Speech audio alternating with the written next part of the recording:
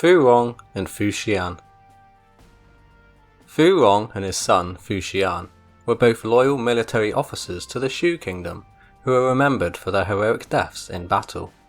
They came from Yiyang Commandery, but it is unknown when they were born or at what point they joined up with Liu Bei.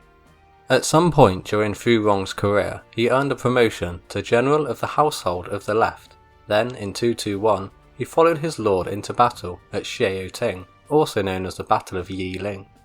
They found initial victories in battle, but the Wu strategist Lu Xun managed to turn the tide of battle to his favour. The Shu forces suffered a devastating defeat after a fire attack, then were forced to retreat, where Fu Rong volunteered to cover the rear flank.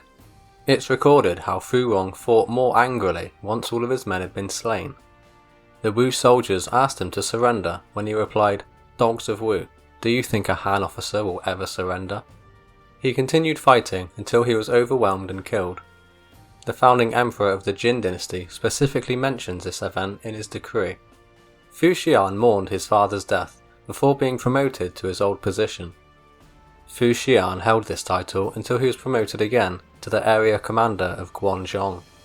The people praised Fu Qian whilst honouring his father when they described him as loyal and righteous over generations. It was in the year 263 when Wei's conquest of Shu began. Fu Qian was guarding Yangping Pass alongside Jiangshu when Zhonghui's men attacked their position.